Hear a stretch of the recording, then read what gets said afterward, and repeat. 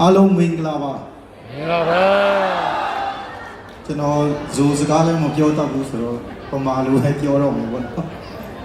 ဟုတ်ပြီအဲ့တော့ရှေးဦးစွာပေါ့နော်ဒီပွဲမှာဖိတ်ကြားပေးတဲ့ကျွန်တော်တို့လူကြီးတွေကော်မတီတွေအားလုံးကိုအထူးကျေးဇူးတင်တဲ့အကြောင်းပြောချင်တယ်ကျွန်တော်မိနစ်တုန်းကလည်းဒီပွဲကိုလာရောက်ဖြစ်ပါတယ်အဲ့တော့မိနစ်တုန်းကတော့ကျွန်တော်ကမန်ကဒန်ဆိုတော့လက်ဆောင်မပါဘူးပေါ့နော်ကျွန်တော်အကူအတွက်ဒီနေ့တော့ကျွန်တော်လက်ဆောင်ပါလာတယ်ပေါ့နော်အဲ့တော့ချီဦးစွာဒီကျွန်တော်တို့အချင်းရိုးရာပစ္စည်းလေးကျွန်တော်အနေနဲ့ဒီ MZ ကိုတာဝန်ရှိတဲ့လူတွေကိုကျွန်တော်အနေနဲ့လက်ဆောင်ပေးချင်ပါတယ်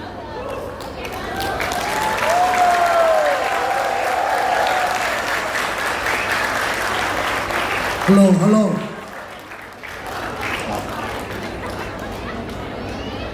โอเคလက်ခုပ်တီးကြရအောင်လက်ခုပ်တီးပြီးတော့ကျူဆူကြရအောင်ခုပြန်ပါရဲ့ဝင်ทั้งนี้คุณเป็นนาอีทั้งนี้ป้าต่อยนาอีดินาพิษาฮีท่านไม่ก็คุณเป็นอะไรไปลุงดำมากำมีไอเปียมันเห็นตุนสองMZ4 ปันสานอามันเอหันเป็นฮีเชียงอินMZ4 ปันสาอินเดียวเซนาจุดเราเชียงยุยาจุดเราเตลสานเนี่ยบ่เนาะเชียงยุยาแต่เบ็ดแต่เชียกูจุดเราอันนี้เนี่ยมัตยาละสองชิ้นปีเชมบาร์เร่จิโลลายาวเดียวชิมินปีเดียวช่วยเชื่อเต็มมาเร่ลูกโอเคเล็กเขาดีอ่ะลุงนับนาบอกคุณเป็นเจ้าแล้วคุณน้าไปวัวอาชีพไหนนั่นอาไปวัวน้าไปวายเอ้เอ้แม่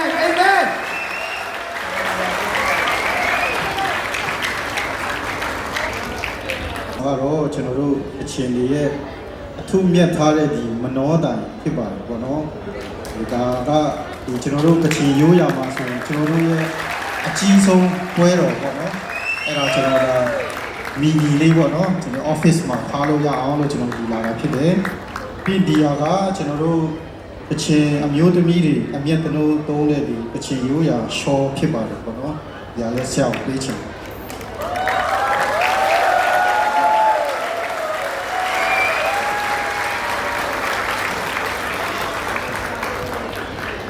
ဟုတ်ပြီအဲ့တော့ကျွန်တော်အနေနဲ့ဖတ်တူလေးပဲပေါ့နော်ဒီနေ့လူမျိုးဒီမှာပါဝင်ခွင့်ရတဲ့အတွက်တကယ်လည်းဝမ်းသာတယ်ပြောမယ်ဆိုရင်ကျွန်တော်ဒီပြီးတော့တွားတော့မှာပေါ့နော်ဒီကျွန်တော်ထင်တာကဒီသမိန်ကိုကြည့်ပြီးမှအချင်းမင်းကလေးတွေလို့ထင်ပြီးမှစကားလိုက်ပြောတယ်ပေါ့နော်တကယ်တော့အချင်းအမျိုးသမီးတွေဖြစ်နေတယ်အဲ့တော့ဒီအရင်ကမြန်မာပြည်မှာနေပေမဲ့ကျွန်တော်တို့ဒီရိုးရာနဲ့ပတ်သက်ပြီးမှဒီအသုံးအဆောင်တွေပစ္စည်းတွေကတိတ်မတွေ့တဲ့ခါကျတော့နားမလည်ဘူး။ဒါမဲ့ဒီနေ့ဒီချိန်မှာကျွန်တော်တို့ဒီမလေးရှားမှာကချင်တွေလည်းဒီမှာမြောက်များစွာရှိတယ်ကျွန်တော်တို့ဒီဆိုပေါ့နော်ကျွန်တော်တို့ချင်းလူမျိုးတွေလည်းမြောက်များစွာရှိတယ်။အဲ့တော့ကျွန်တော်တို့ညီကိုဖြစ်တယ်ဆိုတာကကျွန်တော်တို့ရဲ့ရိုးရာပစ္စည်းကိုကြည့်အရန်သိတာပါတယ်ပေါ့နော်။ဒီအခုကျွန်တော်ဝတ်ထားတဲ့အင်ဂျီ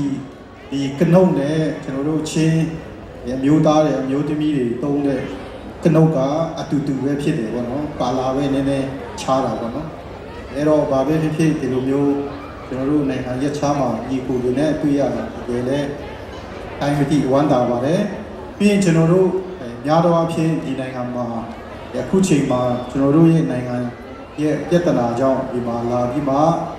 ပိုလုံကြတယ်အများအဖြစ်ကကျွန်တော်တို့လူငယ်တွေညောင်များစွာဖြစ်ပါတယ်အဲ့တော့